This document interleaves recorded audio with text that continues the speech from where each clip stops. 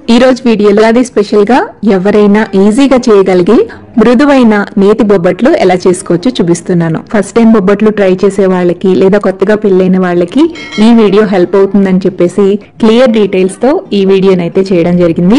ఇది మన traditional recipe అండి. ఎగ్జాక్ట్ గా మన ట్రెడిషనల్ రెసిపీని మీతో షేర్ చేస్తున్నాను. చిన్న చిన్న టిప్స్ పాటిస్తే బొబ్బట్లు చాలా ఈజీగా ఇంట్లో తయారు చేసుకోవచ్చు. అండ్ ఈ వీడియోలో నేను చెప్పే సింపుల్ టెక్నిక్ తో బొబ్బట్లు అనేవి గట్టి పడిపోకుండా రోజంతా మెత్తగా మృదువుగా సాఫ్ట్ గా ఉంటాయి. అండ్ కొలతలు కూడా నేను చెప్పినట్టుగా ఫాలో అయిపోండి. పర్ఫెక్ట్ స్వీట్ షాప్ స్టైల్ బొబ్బట్లు చిటికేసినంత ఈజీగా చేసేస్తారు. మరి లేట్ చేయకుండా ఈ సాఫ్ట్ గా నోట్లో కరిగిపోయే నేతి బొబ్బట్లు ఎలా చేసుకోవాలో చూసేద్దామా. ఈ నేతి బొబ్బట్లు తయారు చేసుకోవడానికి ముందుగా మనం పిండిని నానబెట్టుకోవాలి. ఒక బౌల్ తీసుకుని అందులోకి 1 కప్పు దాకా మైదా పిండి వేసుకోండి. గోధుమ పిండితో కనుక మీరు బొబ్బట్లు చేసుకోవాలి అనుకుంటే ఆ వీడియో లింక్ డిస్క్రిప్షన్ బాక్స్ లో ఇస్తాను. సో బౌల్లో మైదా పిండి వేసుకున్న తర్వాత ఇందులోకి 1 పావు టీ స్పూన్ దాకా ఉప్పు వేసుకోండి. పిండిలో కంపల్సరీగా సాల్ట్ వేయాలండి, లేదంటే బొబ్బట్లు టేస్ట్ ఉండవు అనమాట.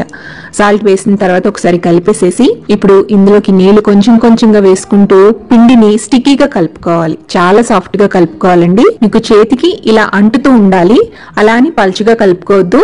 సో ఈ కన్సిస్టెన్సీ ఉంటే కరెక్ట్ గా ఉంటుంది. ఇలా కలుపుకున్న తర్వాత ఇప్పుడు ఇందులోకి ఆయిల్ ని గానీ నెయ్యిని గానీ వేయాలి. నేను ఇక్కడ ఒక చిన్న టెక్నిక్ చెప్తాను. ఒక బౌల్ తీసుకుని అందులోకి పావు కప్పు దాకా నూనె వేసుకోండి, అలాగే పావు కప్పు దాకా నెయ్యి కూడా వేసుకోండి. సో ఆయిల్ అలాగే కరిగించిన నెయ్యి ఈ రెండు కూడా ఈక్వల్ క్వాంటిటీస్ లో తీసుకోండి. ఇలా ఆయిల్ అలాగే నెయ్యి రెండు మిక్స్ చేయడం వల్ల మీకు బొబ్బట్లు అనేవి ఎన్ని రోజులైనా కూడా అస్సలు గట్టిపడవన్నమాట. అండ్ టేస్ట్ కూడా చాలా బాగుంటాయి. సో నెక్స్ట్ టైం బొబ్బట్లు చేసేటప్పుడు ఈ టెక్నిక్ ట్రై చేయండి. ఇప్పుడు ఇలా కలుపుకున్న నెయ్యి నూనెలోంచి ఒక 4 టేబుల్ స్పూన్స్ దాకా మనం కలుపుకున్న పిండిలోకి వేసుకోవాలి. ఇలా ఆయిల్ వేసుకున్న తర్వాత కూడా ఒక 5 నిమిషాల పాటు బాగా కలపాలండి.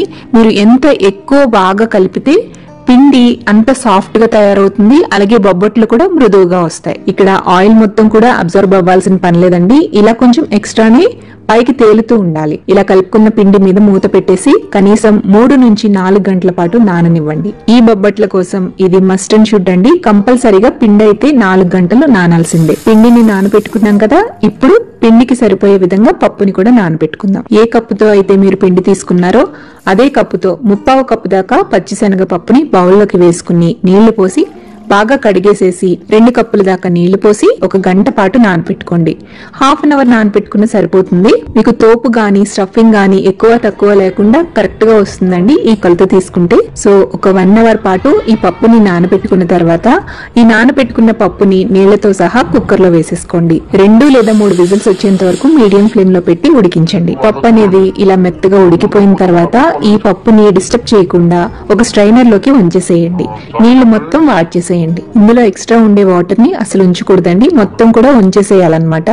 ఈ వాటర్ ని వేస్ట్ గా పడేయకుండా రసం గానీ పప్పుచారు గానీ లేదా అన్నం కోసం ఎసురుగా గానీ వాడుకోవచ్చు. పూర్తిగా వాటర్ అనేది వాడ్చేసుకున్న తర్వాత ఈ పప్పుని మిక్సీ జార్ లోకి వేసుకోవాలి. నేను ఫస్ట్ మిక్సీ జార్ లో ఒక 4 యాలకులు వేసుకుంటున్నానండి.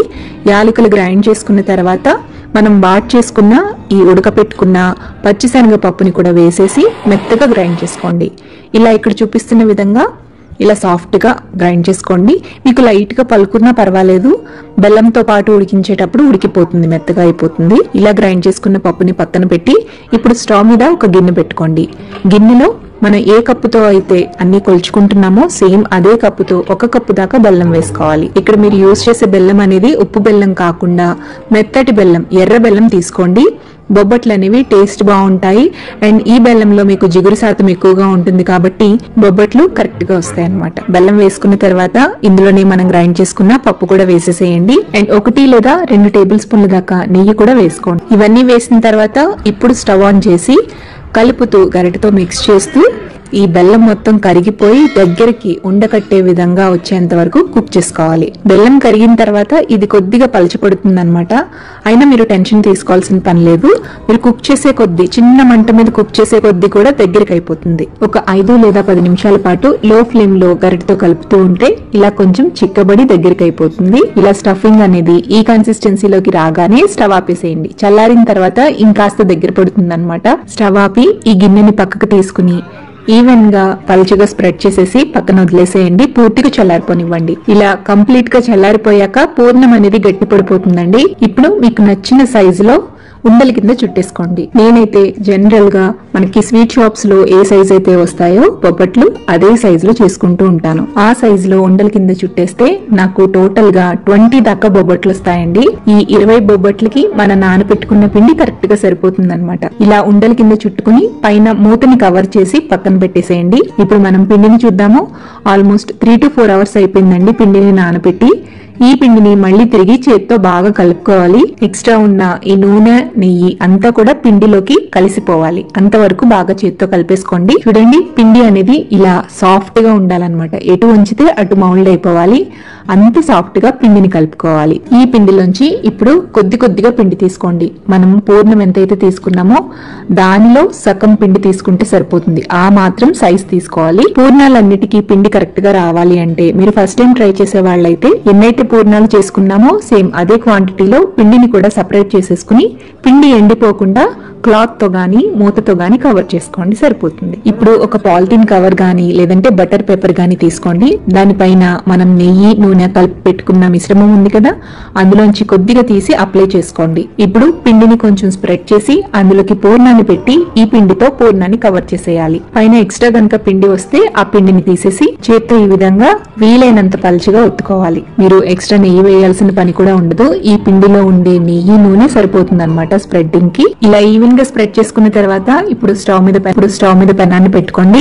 పెనాన్ని మీడియం హీట్ లో పెట్టి పెనం హీట్ అయిన తర్వాత ఇప్పుడు ఈ బొబ్బట్టుని మీడియం ఫ్లేమ్ లో పెట్టుకుని కాల్చుకోవాలి. ముందు మనం కలిపి పెట్టుకున్న నూనె నెయ్యిని అంచుల మీదుగా స్ప్రెడ్ చేయండి. ఒకవైపు కాలిన తర్వాత రెండో వైపుకి తిరిగేసి ఇప్పుడు బొబ్బట్టు మొత్తానికి నూనె నెయ్యిని అప్లై చేయండి. ఇలా బొబ్బట్టుని కాలిస్తే చక్కగా పొంగుతుందన్నమాట. రెండు వైపులా ఈవెన్ గా బొబ్బట్టుని కాల్చిన తర్వాత పక్కకు తీసేసి ఇంకొక బొబ్బట్టుని పెనం మీద వేసి కాల్చుకోండి. సేమ్ ఇదే ప్రాసెస్ లో అన్ని బొబ్బట్లని కూడా కాల్చేసుకోవచ్చండి. ఒక బొబ్బట్టు పెనం మీద కాలుతున్నప్పుడు ఇంకొక బొబ్బట్టుని ఇలా బటర్ పేపర్ మీద స్ప్రెడ్ చేసేసి కాలిన బొబ్బట్టుని పక్కకు తీసి ఈ బొబ్బట్టుని వేసి కాల్చుకోవటమే. అంతేనండి, బొబ్బట్లని ఇలా సింపుల్ టిప్స్ తో టెక్నిక్స్ తో ఈజీగా ఇంట్లో చేసుకోవచ్చు. బొబ్బట్లు అనేవి చాలా మృదువుగా వచ్చాయి కదా. ట్రై చేసి టేస్ట్ చేశాక మీ ఫీడ్బ్యాక్ ని నాతో షేర్ చేయడం మర్చిపోవద్దు. వీడియో నచ్చితే లైక్ చేయండి, మీ ఫ్రెండ్స్ కి రిలేటివ్స్ కి షేర్ చేయండి.